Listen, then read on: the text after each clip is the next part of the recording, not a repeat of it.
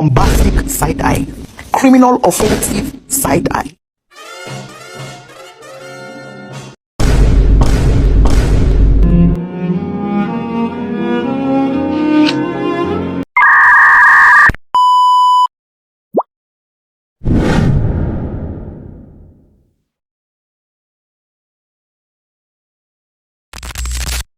Assalamualaikum warahmatullahi wabarakatuh. Perkenalkan saya Rahmatul Maula, NIM 208242026.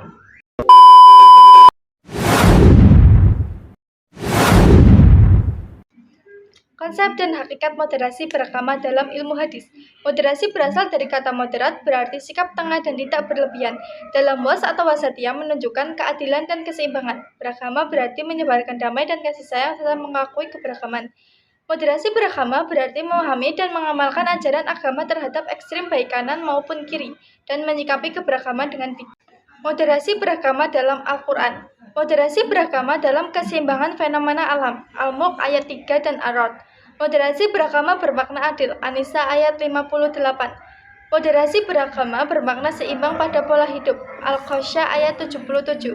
Moderasi beragama dalam sikap. Luqman ayat 19. Moderasi beragama dalam bermoral. Asy-Syams ayat 19. Moderasi beragama berbangsa dan bernegara. Al-Hujurat ayat 13.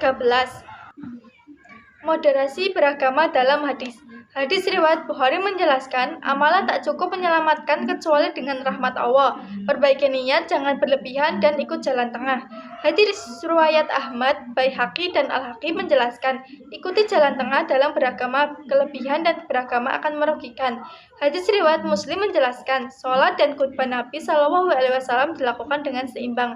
Hadis riwayat Nasai dan Ibnu Majah menjelaskan, hindari sikap berlebihan dan beragama untuk terdahulu binasa karenanya. Hadis riwayat Muslim menjelaskan mengulang peringatan bahaya sikap berlebihan dan beragama. Tim wasatiyah dalam Al-Quran dan hadis. Was berasal dari kata wasatiyah, moderasi dari kata tengah, berarti adil, seimbang, sederhana, dan pilihan terbaik. Wasatiyah berarti jalan lurus yang menghindari penyimpangan. Konsep ini dapat diterapkan pada umat Islam secara keseluruhan. Wasatiyah dalam Al-Quran. Quran Surat Al-Baqarah ayat 143. Al-Tabari menafsirkan sebagai posisi tengah menunjukkan umat Islam tidak berlebihan atau enggan dalam suatu perkara. Al-Mawardi menafsirkan dengan 3 makna. 1. Umat terbaik, 2. Berada di tengah, dan 3. Adil. Ketiga profesi ini sangat saling melengkapi. Quran Surat Al-An'am ayat 153. Ayat ini mengajarkan umat Islam untuk mengikuti jalan yang lurus, menjauhi beberapa aliran sesat, dan mencari pemahaman yang benar dalam rangka mencapai ketakwaan dan persatuan umat. Sejalan dengan prinsip moderasi beragama yang menerangkan keseimbangan, toleransi, dan keadilan. Wasatiyah dalam ilmu hadis. Hadis riwayat Muslim melarang membujang total untuk ibadah. Hadis riwayat Nasai, larangan sikap berlebihan dalam beragama. Hadis riwayat Bukhari, ajaran untuk bersikap moderat dalam beragama. Aktualisasi dan kendala penamaan konsep moderasi dalam Islam. 1. Bidang akidah. 2. Bidang muamalah. 3. Bidang metode berpikir. 4. Bidang politik, siasat syariah. 5. Bidang ibadah. 6. Moderat dalam pembaruan dan ijtihad. 7. Bidang syariat dan hukum. 8. Bidang akhlak dan perilaku. Kendala-kendala penamaan konsep Islam moderat. 1. Kebodohan. 2. Fanatisme golongan. 3. Sikap berlebihan dalam beragama. Moderasi karakter asli agama Islam. Pendapat Rektor UIN Gunung Jati tentang simbol agama dalam sebuah artikel Hak Daswell. Daswell menyebutkan bahwa unsur doktrin agama-agama besar Kristen, Islam, dan Yahudi berawal pada ribuan tahun yang lalu ketika masyarakat lebih brutal daripada sekarang, sehingga simbol doktrinnya memiliki aspek-aspek kebiadaban.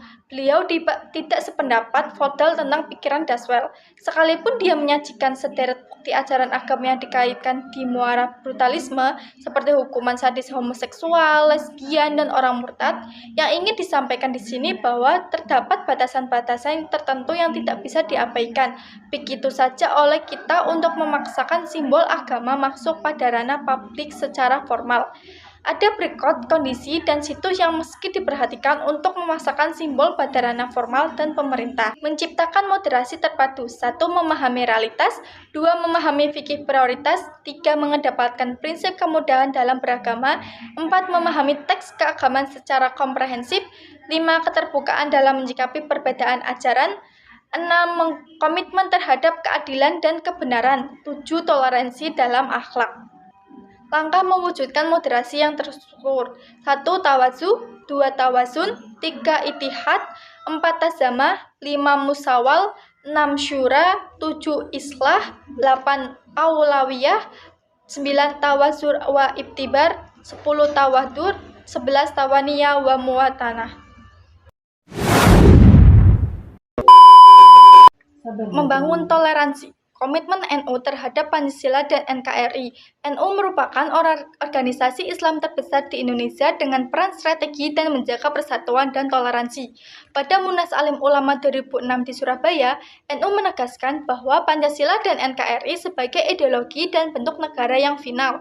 Tantangan NU dalam menjaga toleransi menjaga gerakan intoleran yang menyerahkan tradisi keagamaan seperti tahlilan, yasinan, berjanji, dan istighosa. Strategi NU dalam mempertahankan toleransi. 1. Mengutamakan pemahaman agama. 2. Kebijakan publik yang inklusif. Paradigma moderat dalam konstitusi. Fundamentalisme bertambahan, konstitusi harus berdasarkan Islam sebagaimana diterapkan oleh Nabi dan para sahabatnya di Madinah 15 abad yang lalu.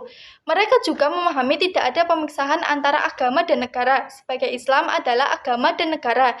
Hakikatnya resistensi dan eksistensi terhadap pandangan sekularistik. Paradigma ini menganggap Islam sebagai ajaran yang diterapkan dalam ranah privat dan individual. Tidak ada perintah yang bersifat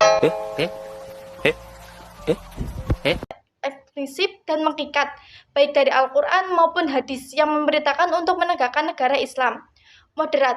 Islam harus dipahami sebagai nilai, kebijakan, kemaslahatan bersama, dan tatanan moral, bertujuan untuk menegakkan kesetaraan di antara warga negara.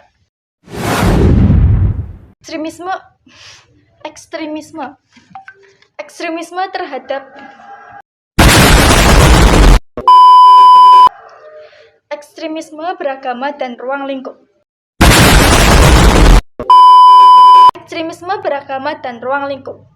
Ekstremisme adalah tindakan yang melewati batas. Dalam terminologi syariat, sikap ekstremisme sering juga disebut hulu yang bermakna berlebih-lebihan dalam suatu perkara atau sikap ekstrim pada suatu masalah dengan melampaui batas yang disyariatkan.